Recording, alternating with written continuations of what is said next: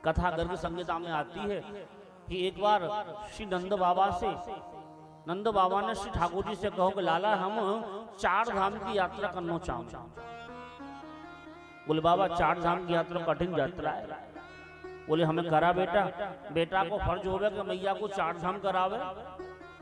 बोले बाबा ऐसा करो, कुछ दिन रुक जाओ, आप मुझे कुछ समय दो, कुछ दिन के बाद में आपको 4 धाम की यात्रा अवश्य कराऊंगा। उस समय व्यतीत भयो। एक दिन नंद बाबा फिर बोले अरे कन्हैया तू हमें 4 धाम की यात्रा कब करावेगा भैया? बोले बाबा कुछ दिन और रुक जाओ, मैं आपको 4 धाम की यात्रा अवश्य कराऊंगा बाबा। थोड़ा समय और व्यतीत भयो। एक दिन नंद बाबा गुस्सा है गए कन्हैया जी से। बोले लाला जब हम मर जाएंगे क्या हमारी हड्डी पसली ने फेंक भी जावेगो तू 4 धामन में? कि हमारी हड्डी नहीं गंगा में प्रभावित करेगो, 4 धाम जिंदे नहीं करावेगो? अरे भैया तो हम बहुत दिन से पीछे पड़ रहे हैं, तो हमें 4 धाम की यात्रा क्यों नहीं करा रहे?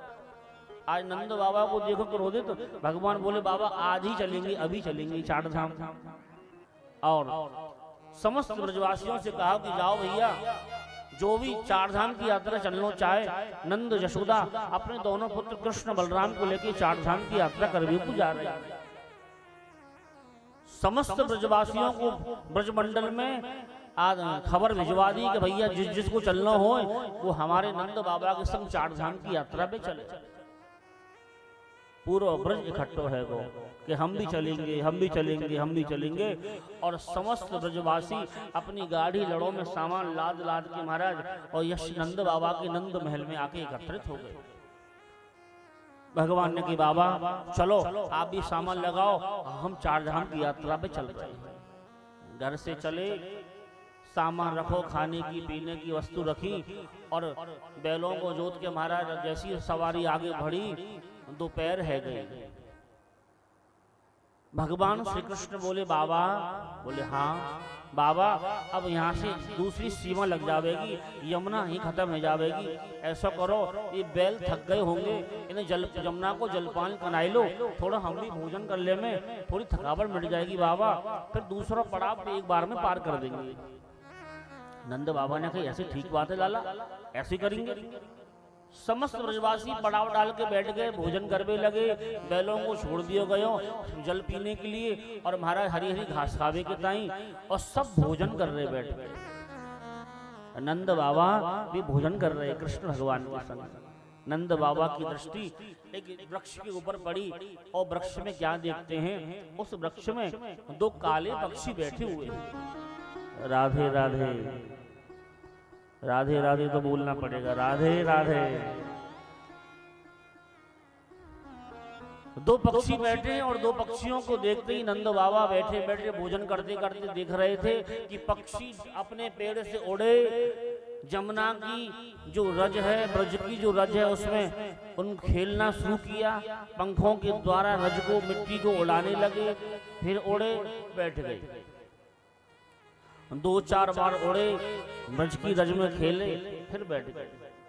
थोड़ी देर बाद क्या देखते हैं कि वो जो काले पक्षी हैं थोड़ी देर के बाद उस रज में लोट पोट हो के महाराज सफेद है गए। नंद बाबा के हाथ की रोटी हाथ में मुंह को ग्रास मुंह में रह गयो और बोले कन्हैया सुन सुन सुन, एक बात मैंने आश्चर्य देखो है। भगवान बोले कहा देखो बाबा? कन्हैया मैं बहुत देर से भोजन करते करते देख रहा हूँ ये पक्षी ऊपर से उड़े नीचे रज में लोट लगा में, फिर वहीं जाके बैठ जा में। लाला थोड़ी देर पैरे काजर जैसे कारे हते एकदम जी, और थोड़ी देर में ये हंस सफेद बगुला ऐसे सफेद है गए। भगवान हंसे, बोले बाबा तुम नहीं पहचाने कौन है? बोले मैं नहीं पहचाना ये कौन है। बाबा जे समस्त तीर्थों का जो राजा है प्रयाग है, एक पक्षी जो है प्रयाग है। बोले प्रयाग? बोले हाँ, जितने भी तीर्थ हैं इन तीर्थों के राजा को नाम है प्रयाग, इलाहाबाद। और बोले इन समस्त तीर्थों का जो गुरु है उसको नाम है पुष्कर, जिसकी चर्चा कल करी हमने। बोले ये पक्षी के रूप में वृंदावन धाम में अपने पापों की निवृत्ति करने के लिए आए हैं यहाँ पे। बोले मतलब बाबा जब बड़े बड़े संक्रांति सोमवती अमावस्या पड़े और बड़े कार्तिक को स्नान होवे, बड़े पापी जाम में अपने पापों को धो धो के इनकी तीर्थन में इन तीर्थन को दूषित करके आम, अपने पापों को धोवे के ताई उन तीर्थों में पापन को छोड़ आमे, इन तीर्थ में पाप जब छोड़े वो पाप जो है इनको वो चढ़ जामे, इनको कालो कर देने एकदम। बोले अच्छा? बोले हाँ बाबा फिर ये तीर्थ अपने पापन को धोवे के ताई हमारे ब्रजमंडल में आवे बाबा, तो हमारा ब्रजमंडल बाबा सबसे श्रेष्ठ है। नंद बाबा ने कही ये तीर्थ हमारे यहाँ आ रहे हैं? बोले हाँ बाबा। भैया तो फिर हम इन तीर्थन के पास क्यों जा रहे हैं? बोले बाबा जी तो आप ही जानो। बोले वृंदावन धाम में ऐसी चमत्कार है कि जहाँ बड़े बड़े तीर्थ शरण ले में, तो भैया अब हम 4 धाम की यात्रा करने बिल्कुल नहीं जाएंगे। वृंदावन धाम सो धाम, वृंदावन धाम से बड़ा कोई धाम नहीं है हमारा।